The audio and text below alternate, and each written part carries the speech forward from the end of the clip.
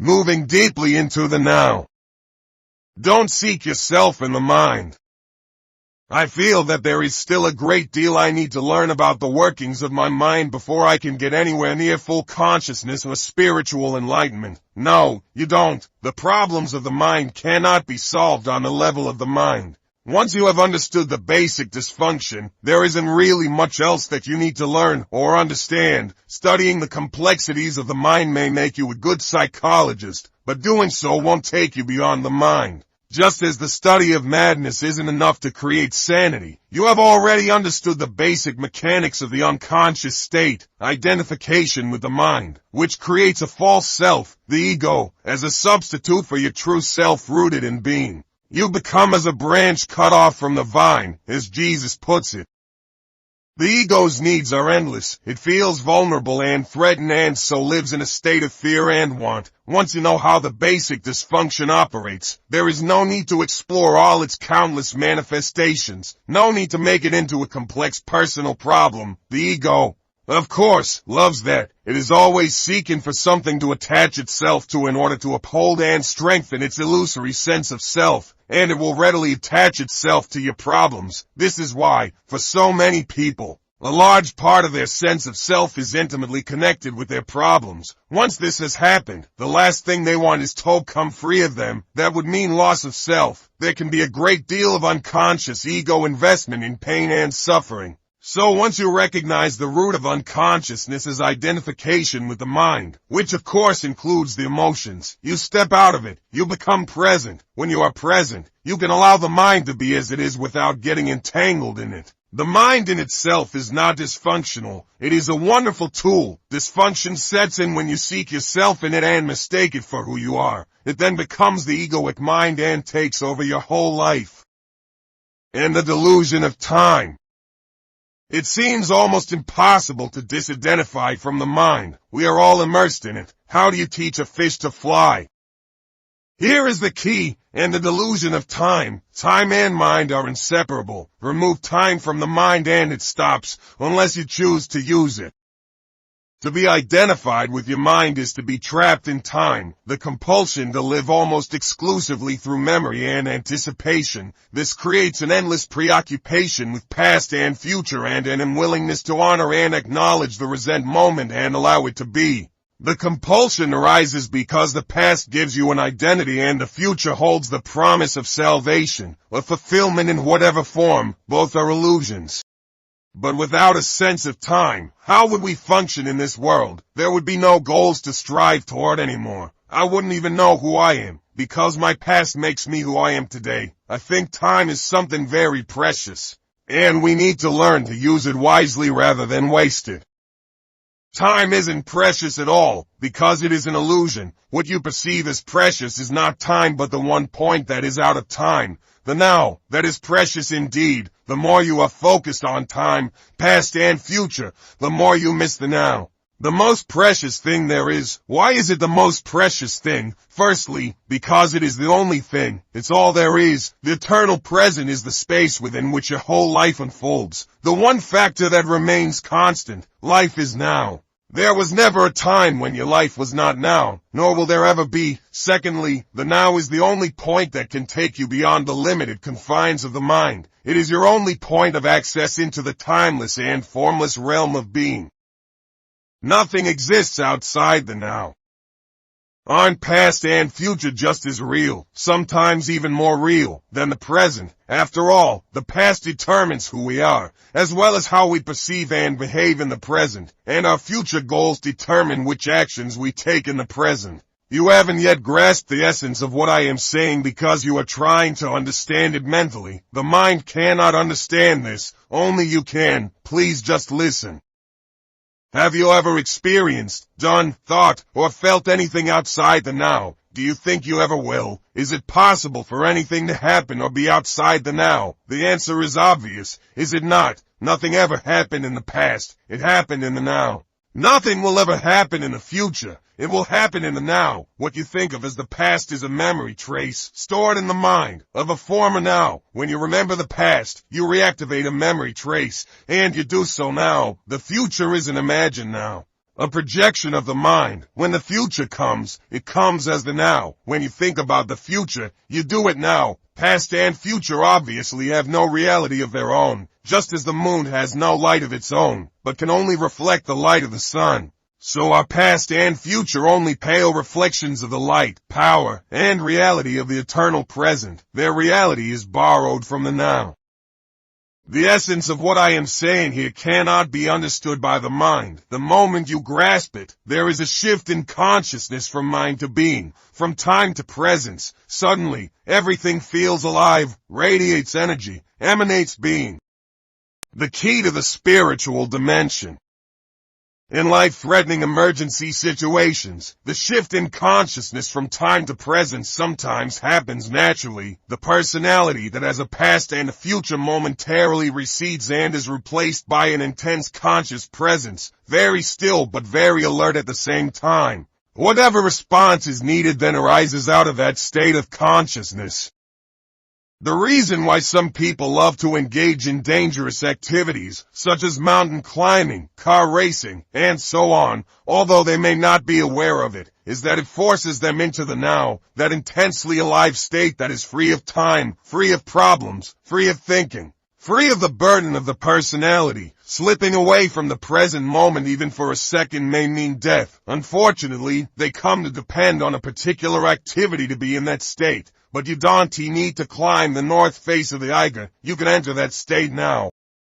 Spiritual gurus of all traditions have emphasized the now as the doorway to the spiritual dimension from the beginning of time. It seems to have stayed a secret in spite of this. There is no doubt that neither churches nor temples teach it. You might hear readings from the Gospels at a church, such as take no thought for the morrow shall take thought for the things of itself, or nobody who puts his hands to the plow and looks back is fit for the kingdom of God. You can also hear the verse about the lovely flowers, who are cared for abundantly by God and do not worry about the future but live at ease in the timeless now.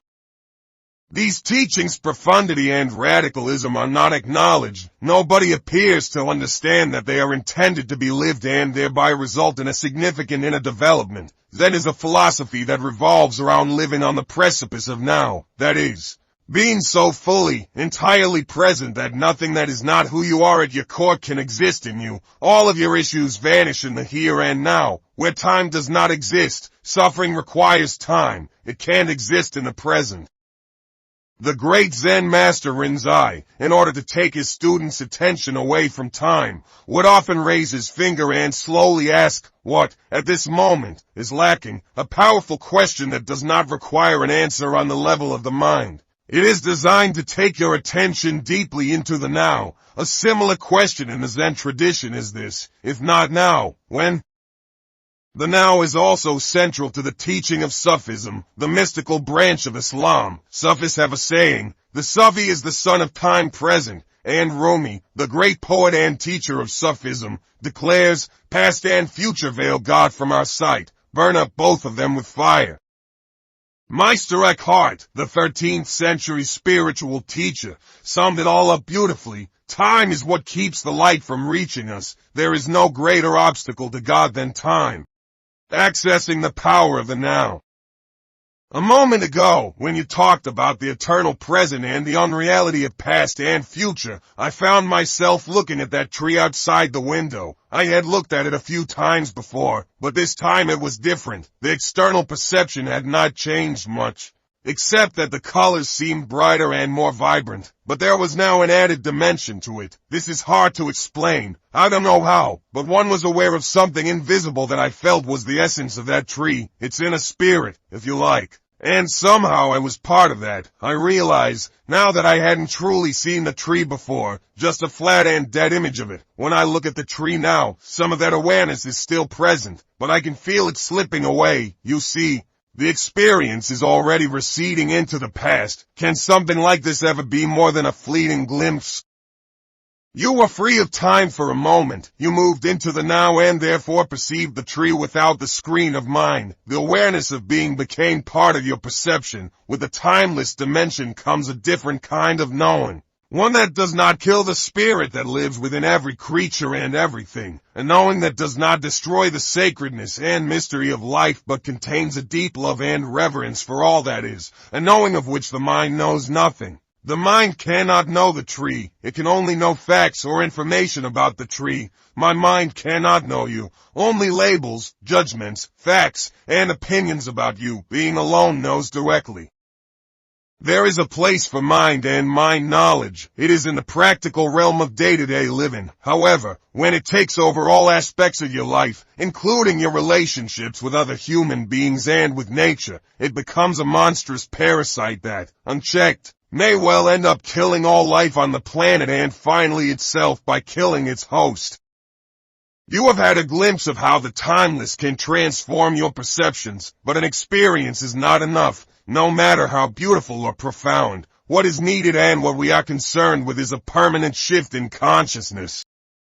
So break the old pattern of present moment denial and present moment resistance. Make it your practice to withdraw attention from past and future whenever they are not needed. Step out of the time dimension as much as possible in everyday life. If you find it hard to enter the now directly, start by observing the habitual tendency of your mind to want to escape from the now. You will observe that the future is usually imagined as either better or worse than the present. If the imagined future is better, it gives you hope or pleasurable anticipation. If it is worse, it creates anxiety. Both are illusory. Through self-observation, more presence comes into your life automatically. The moment you realize you are not present, you are present. Whenever you are able to observe your mind, you are no longer trapped in it. Another factor has come in, something that is not of the mind, the witnessing presence. Be present as the watcher of your mind, of your thoughts and emotions as well as your reactions in various situations. Be at least as interested in your reactions as in the situation or person that causes you to react. Notice also how often your attention is in the past or future. Don't judge or analyze what you observe. Watch the thought, feel the emotion, observe the reaction. Don't make a personal problem out of them. You will then feel something more powerful than any of those things that you observe. The still, observing presence itself behind the content of your mind. The silent watcher. Intense presence is needed when certain situations trigger a reaction with a strong emotional charge, such as when your self-image is threatened, a challenge comes into your life that triggers fear, things go wrong, or an emotional complex from the past is brought up. In those instances, the tendency is for you to become unconscious. The reaction or emotion takes you over. You become it. You act it out. You justify, make wrong, attack, defend ... except that it isn't you. It's the reactive pattern, the mind in its habitual survival mode.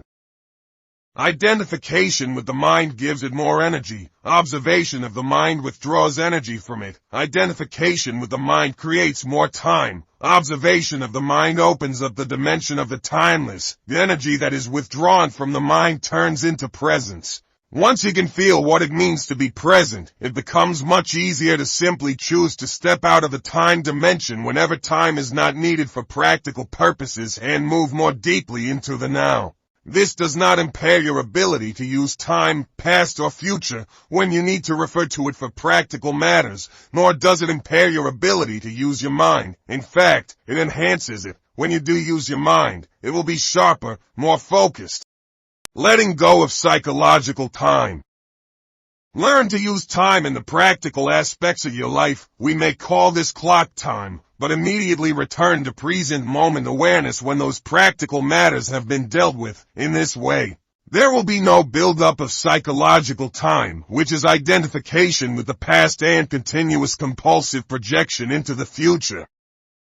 Clock time is not just making an appointment or planning a trip. It includes learning from the past so that we don't repeat the same mistakes over and over, setting goals and working toward them, predicting the future by means of patterns and laws, physical, mathematical and so on. Learn from the past and take an appropriate action on the basis of our predictions. But even here, within the sphere of practical living, where we cannot do without reference to past and future, the present moment remains the essential factor. Any lesson from the past becomes relevant and is applied now. Any planning as well as working toward achieving a particular goal is done now. The enlightened person's main focus of attention is always the now, but they are still peripherally aware of time. In other words, they continue to use clock time but are free of psychological time. Be alert as you practice this so that you do not unwittingly transform clock time into psychological time. For example, if you made a mistake in the past and learn from it now, you are using clock time. On the other hand, if you dwell on it mentally, and self-criticism, remorse, or guilt come up, then you are making the mistake into me and mine. You make it part of your sense of self, and it has become psychological time, which is always linked to a false sense of identity. Non-forgiveness necessarily implies a heavy burden of psychological time. If you set yourself a goal and work toward it, you are using clock time. You are aware of where you want to go, but you honor and give your fullest attention to the step that you are taking at this moment. If you then become excessively focused on the goal, perhaps because you are seeking happiness, fulfillment, or a more complete sense of self in it, the now is no longer honored. It becomes reduced to a mere stepping stone to the future, with no intrinsic value. Clock time then turns into psychological time. Your life's journey is no longer an adventure, just an obsessive need to arrive, to attain, to make it. You no longer see or smell the flowers by the wayside either. Nor are you aware of the beauty and the miracle of life that unfolds all around you when you are present in the now. I can see the supreme importance of the now, but I cannot quite go along with you when you say that time is a complete illusion. When I say time is an illusion, my intention is not to make a philosophical statement. I am just reminding you of a simple fact, a fact so obvious that you may find it hard to grasp and may even find it meaningless, but once fully realized, it can cut like a sword through all the mind-created layers of complexity and problems. Let me say it again, the present moment is all you ever have. There is never a time when your life is not this moment. Is this not a fact? The insanity of psychological time. You will not have any doubt that psychological time is a mental disease if you look at its collective manifestations. They occur, for example, in the form of ideologies such as communism, National Socialism, or any nationalism, or rigid religious belief systems, which operate under the implicit assumption that the highest good lies in the future and that therefore the end justifies the means. The end is an idea, a point in the mind-projected future, when salvation in whatever form, happiness, fulfillment, equality, liberation, and so on, will be attained. Not infrequently, the means of getting there are the enslavement, torture, and murder of people in the present. For example, it is estimated that as many as 50 million people were murdered to further the cause of communism, to bring about a better world in Russia, China, and other countries. This is a chilling example of how belief in a future heaven creates a present hell. Can there be any doubt that psychological time is a serious and dangerous mental illness? How does this mind pattern operate in your life? Are you always trying to get somewhere other than where you are? Is most of your doing just a means to an end? Is fulfillment always just around the corner or confined to short-lived pleasures, such as sex, food, drink, drugs, or thrills and excitement? Are you always focused on becoming, achieving, and attaining, or alternatively chasing some new thrill or pleasure? Do you believe that if you acquire more things you will become more fulfilled, good enough, or psychologically complete? Are you waiting for a man or woman to give meaning to your life?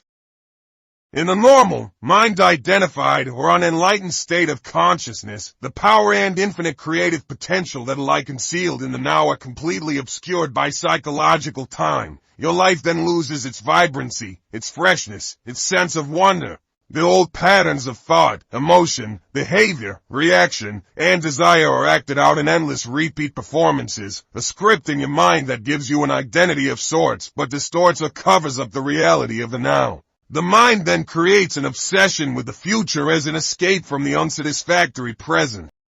Negativity and suffering have their roots in time. But the belief that the future will be better than the present is not always an illusion. The present can be dreadful, and things can get better in the future, and often they do. Usually, the future is a replica of the past. Superficial changes are possible, But real transformation is rare and depends upon whether you can become present enough to dissolve the past by accessing the power of the now. What you perceive as future is an intrinsic part of your state of consciousness now. If your mind carries a heavy burden of past, you will experience more of the same. The past perpetuates itself through lack of presence. The quality of your consciousness at this moment is what shapes the future, which, of course, can only be experienced as the now. You may win $10 million, but that kind of change is no more than skin deep. You would simply continue to act out the same condition patterns in more luxurious surroundings. Humans have learned to split the atom, instead of killing 10 or 20 people with a wooden club. One person can now kill 1 million just by pushing a button. Is that real change? If it is the quality of your consciousness at this moment that determines the future, then what is it that determines the quality of your consciousness? Your degree of presence. So the only place where true change can occur and where the past can be dissolved is the now. All negativity is caused by an accumulation of psychological time and denial of the present. Unease, anxiety, tension, stress, worry, all forms of fear are caused by much future and not enough presence. Guilt, regret, resentment, grievances, sadness, bitterness, and all forms of non-forgiveness are caused by too much past and not enough presence.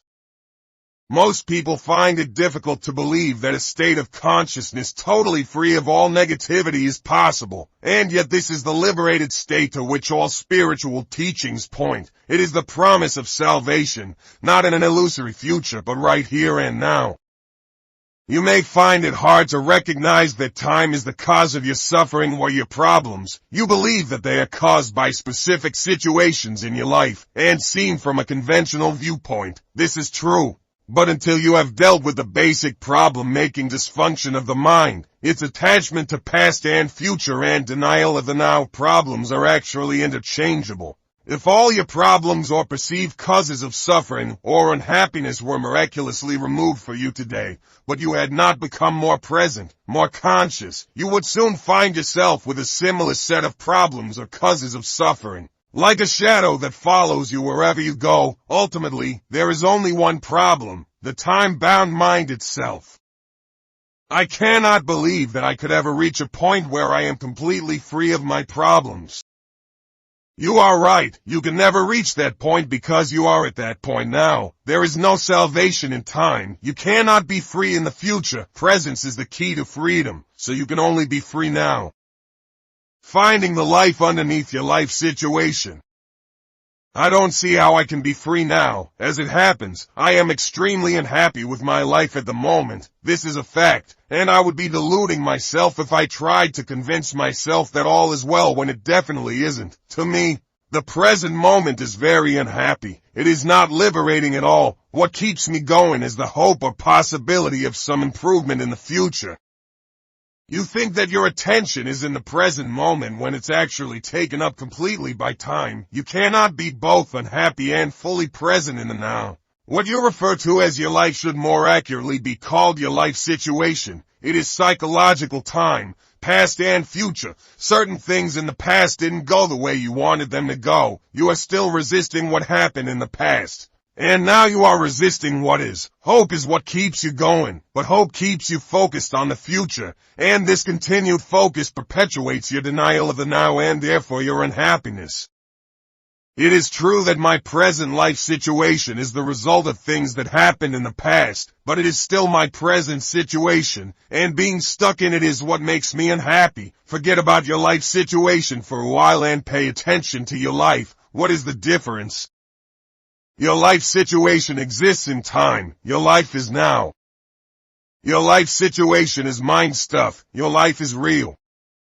Find the narrow gate that leads to life. It is called the now. Narrow your life down to this moment. Your life situation may be full of problems. Most life situations are. But find out if you have any problem at this moment. Not tomorrow or in 10 minutes, but now. Do you have a problem now? When you are full of problems, there is no room for anything new to enter, no room for a solution. So whenever you can, make some room, create some space, so that you find the life underneath your life situation. Use your senses fully. Be where you are. Look around. Just look. Don't interpret. See the light, shapes, colors, textures. Be aware of the silent presence of each thing. Be aware of the space that allows everything to be. Listen to the sounds. Don't judge them. Listen to the silence underneath the sounds. Touch something, anything, and feel and acknowledge its being. Observe the rhythm of your breathing. Feel the air flowing in and out. Feel the life energy inside your body. Allow everything to be, within and without. Allow the isness of all things. Move deeply into the now. You are leaving behind the deadening world of mental abstraction, of time. You are getting out of the insane mind that is draining you of life energy, just as it is slowly poisoning and destroying the earth. You are awakening out of the dream of time into the present. All problems are illusions of the mind. It feels as if a heavy burden has been lifted, a sense of lightness. I feel clear, but my problems are still there waiting for me, aren't they? They haven't been solved. Am I not just temporarily evading them? If you found yourself in paradise, it wouldn't be long before your mind would say yes, but ultimately, this is not about solving your problems. It's about realizing that there are no problems, only situations, to be dealt with now, or to be left alone and accepted as part of the isness of the present moment until they change or can be dealt with. Problems are mind-made and need time to survive. They cannot survive in the actuality of the now. Focus your attention on the now and tell me what problem you have at this moment. I am not getting any answer because it is impossible to have a problem when your attention is fully in the now, a situation that needs to be either dealt with or accepted. Yes. Why make it into a problem? Why make anything into a problem? Isn't life challenging enough as it is? What do you need problems for? The mind unconsciously loves problems because they give you an identity of sorts. This is normal, and it is insane. Problem means that you are dwelling on a situation mentally without there being a true intention or possibility of taking action now, and that you are unconsciously making it part of your sense of self. You become so overwhelmed by your life situation that you lose your sense of life, of being. Or you are carrying in your mind the insane burden of 100 things that you will or may have to do in the future instead of focusing your attention on the one thing that you can do now. When you create a problem, you create pain. All it takes is a simple choice, a simple decision.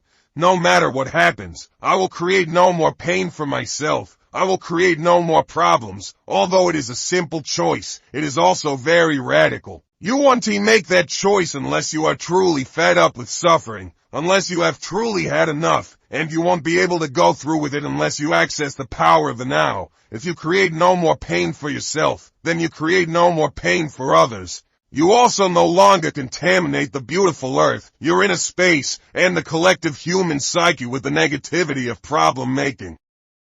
If you have ever been in a life or death emergency situation, you will know that it wasn't a problem. The mind didn't have time to fool around and make it into a problem. In a true emergency, the mind stops. You become totally present in the now. And something infinitely more powerful takes over. This is why there are many reports of ordinary people suddenly becoming capable of incredibly courageous deeds. In any emergency, either you survive or you don't. Either way, it is not a problem. Some people get angry when they hear me say that problems are illusions. I am threatening to take away their sense of who they are. They have invested much time in a false sense of self for many years. They have unconsciously defined their whole identity in terms of their problems or their suffering. Who would they be without it? A great deal of what people say, think, or do is actually motivated by fear, which of course is always linked with having your focus on the future and being out of touch with the now. As there are no problems in the now, there is no fear either.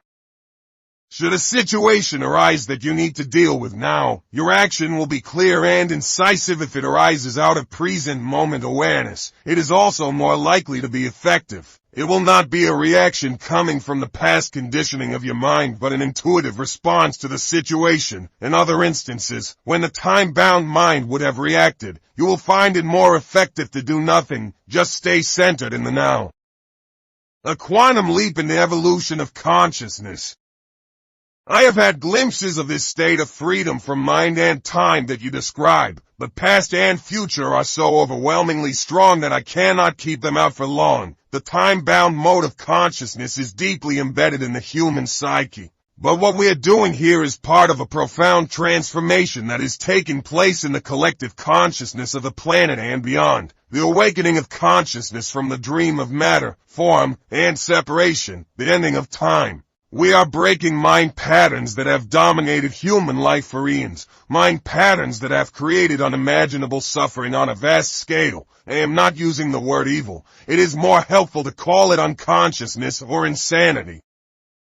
This breaking up of the old mode of consciousness, or rather unconsciousness, is it something we have to do or will it happen anyway? I mean, is this change inevitable? That's a question of perspective. The doing and the happening is in fact a single process. Because you are one with the totality of consciousness, you cannot separate the two. But there is no absolute guarantee that humans will make it. The process isn't inevitable or automatic. Your cooperation is an essential part of it. However you look at it, it is a quantum leap in the evolution of consciousness, as well as our only chance of survival as a race. The joy of being. To alert you that you have allowed yourself to be taken over by psychological time, you can use a simple criterion. Ask yourself, is there joy, ease, and lightness in what I am doing? If there isn't, then time is covering up the present moment, and life is perceived as a burden or a struggle. If there is no joy, ease, or lightness in what you are doing, it does not necessarily mean that you need to change what you are doing. It may be sufficient to change the how. How is always more important than what. See if you can give much more attention to the doing than to the result that you want to achieve through it. Give your fullest attention to whatever the moment presents. This implies that you also completely accept what is. Because you cannot give your full attention to something and at the same time resist it. As soon as you honor the present moment, all unhappiness and struggle dissolve, and life begins to flow with joy and ease. When you act out of present moment awareness, whatever you do becomes imbued with a sense of quality, care, and love, even the most simple action. So do not be concerned with the fruit of your action, just give attention to the action itself. The fruit will come of its own accord. This is a powerful spiritual practice. In the Bhagavad Gita, one of the oldest and most beautiful spiritual teachings in existence, non-attachment to the fruit of your action is called karma yoga. It is described as the path of consecrated action. When the compulsive striving away from the now ceases, the joy of being flows into everything you do. The moment your attention turns to the now, you feel a presence, a stillness, a peace. You no longer depend on the future for fulfillment and satisfaction. You don't look to it for salvation. Therefore, you are not attached to the results. Neither failure nor success has the power to change your inner state of being. You have found the life underneath your life situation. In the absence of psychological time, your sense of self is derived from being, not from your personal past. Therefore, the psychological need to become anything other than who you are already is no longer there. In the world, on the level of your life situation, you may indeed become wealthy, knowledgeable, successful, free of this or that, but in the deeper dimension of being you are complete and whole now.